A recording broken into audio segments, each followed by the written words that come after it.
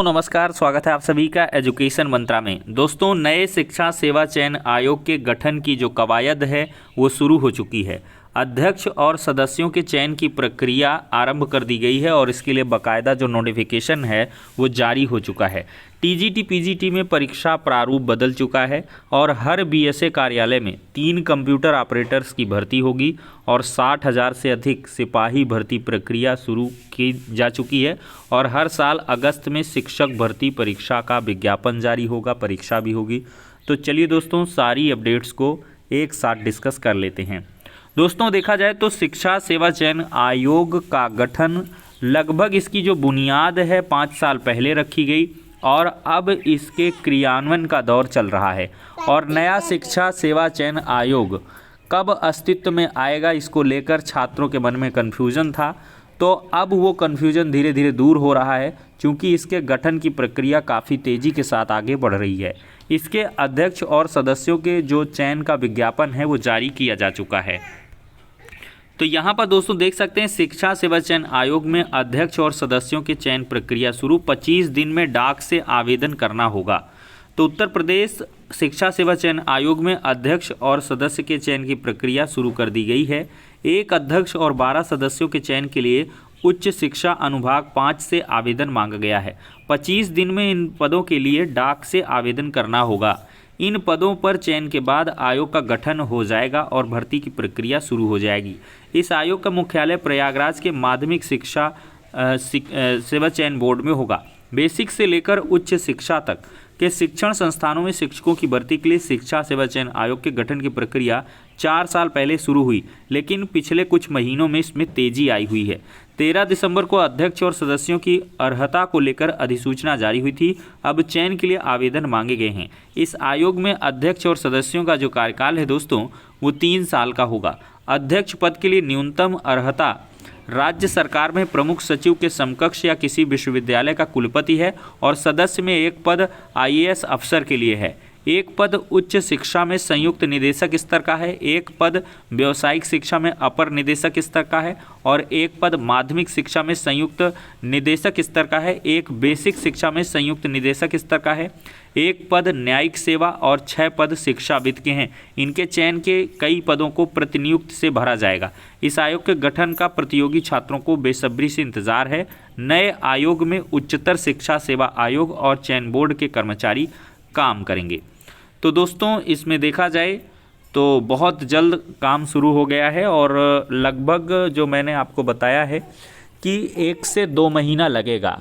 फरवरी का महीना लगभग गठन में ही चला जाएगा और मार्च में आपको कुछ इसके कार्रवाई के जो स्वरूप हैं वो देखने के लिए मिलेंगे, जिसमें आपके वार्षिक कैलेंडर और साथ ही साथ कुछ विज्ञापन देखने के लिए नए आयोग से मिलेंगे, जिसमें यूपी टेट का विज्ञापन प्रमुखता से दिखाई दे रहा है।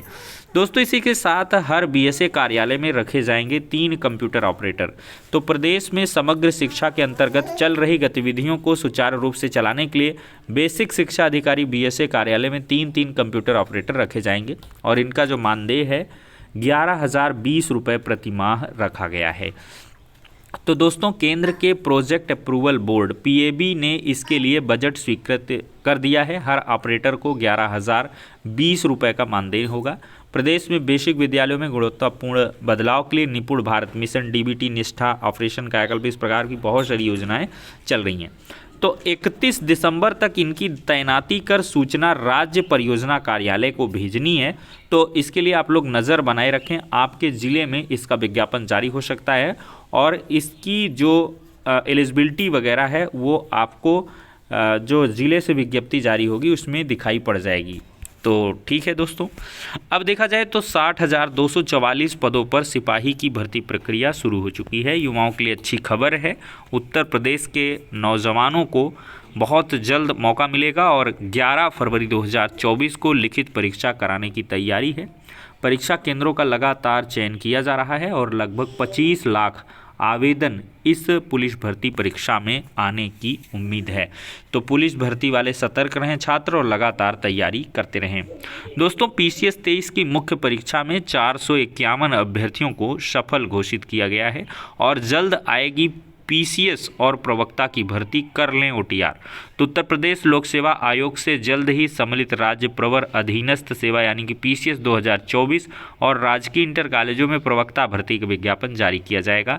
इन पदों का अधियाचन आयोग को मिल चुका है। आयोग को इन भर्तियों में शामिल होने वाले अभ्यर्थियों से अपील की गई है कि वो ओटीआर कर लें, जिससे भर्ती आने पर आवेदन करने में परेशानी ना हो, आयोग का सर्वर धीमा ना हो। अब तक 15,77,000 अभ्यर्थियों ने ओटीआर नंबर को प्राप्त किया है। तो ओटीआर कर लें।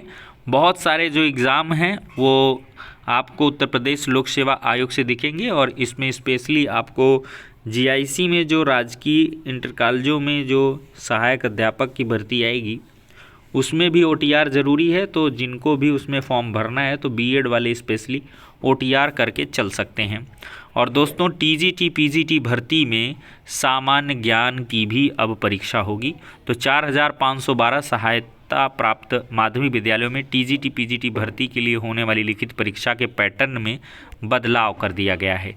13 दिसंबर को जारी उत्तर प्रदेश शिक्षा सेवा चयन आयोग अधिनियम 2023 की नियमावली में यह व्यवस्था दी गई है। अब तक शिक्षक भर्ती के लिए परीक्षा में केवल संबंधित विषय के प्रश्न ही पूछे जाते थे, लेकिन अब 2 घंटे की लिखित परीक्षा में पूछे जाने वाले वस्तुनिष्ठ प्रश्नों में सामान्य ज्ञान के भी प्रश्नों को शामिल किया जाएगा।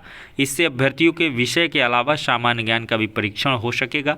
हालांकि अभी यह साफ नहीं कि प्रश्न पत्र में कितने प्रश्न विषय से और कितने प्रश्न सामान्य ज्ञान के होंगे। टीजीटी की भर्ती सिर्फ लिखित परीक्षा के आधार पर होगी, जबकि पीजीटी के लिए साक्षात्कार भी रखा गया है। पीजीटी में दोस्तों लिखित परीक्षा के पूर्णांक का 90% और साक्षात्कार का 10% अंक जोड़कर मेरिट बनाया जाएगा, जबकि टीजीटी प्योरली जो है रिटन एग्ज़ाम के थ्रू कंडक्ट होगी और कंप्लीट होगी। तो टीजीटी में थोड़ा सा सामान्य ज्ञान, ये पूरा जीआईसी का जो एग्ज़ाम हुआ था एलटी वाला, उसके पैटर्न पर टीजीटी को रखने की तैयारी चल रही है। दोस्तों देखा जाए तो दोनों विषयों में 11,359 अभ्यर्थी चयनित हुए हैं। किस्तों में नतीजे जारी होंगे। 6वीं से 8वीं के गणित और विज्ञान का परिणाम जारी हो चुका है और लगातार अब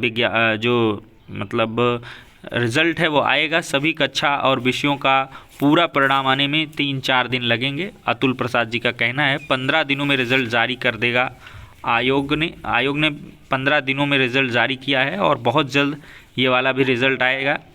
तो नए शिक्षकों की जो काउंसलिंग है, तो दोस्तों 26 दिसंबर से काउंसलिंग होगी मध्य विद्यालय शिक्षक सभी विषयों की, 27 से माध्यमिक विद्यालय शिक्षक सभी विषय, 28 से उच्च माध्यमिक सभी विषय और 30 दिसंबर से प्राथमिक शिक्षक के सभी विषयों की 1,22,000 पदों पर परीक्षा दूसरे चरण में कंडक्ट कराई गई थी।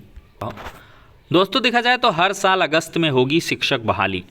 तो शिक्षा विभाग के अपर मुख्य सचिव के पाठक ने शुक्रवार शाम मोतिहारी के डायट सभागार में कहा कि हर वर्ष अगस्त में 40 से 50,000 शिक्षकों की बहाली होगी। शिक्षकों की ट्रेनिंग ले रहे बच्चों से उन्होंने कहा कि आप सभी अच्छे से ट्रेनिंग लें और छात्रों को पढ़ाने का अभ्यास करें। इससे पहले पश्चिमी चंपारण में उन्होंने कहा कि अब प्रत्येक शनिवार को स्कूलों में पेरेंट टीचर मीटिंग भी आयोजित होगी। दोस्तों देखा जाए तो हर साल अब आपको बिहार में शिक्षक बहाली नज़र आएगी। तो इसके हिसाब से जिनका डीलेड वगैरह हो रहा है, लास्ट सेमेस्टर है, वो तैयारी करें और सीटेट का एग्ज़ाम ज़रूर क्वालिफाई कर लें जो जनवरी महीने में होने वाला है। तो ठीक है दोस्तों, ये हो गया आज का इंपॉर्टेंट वीडियो। नेक्स्ट में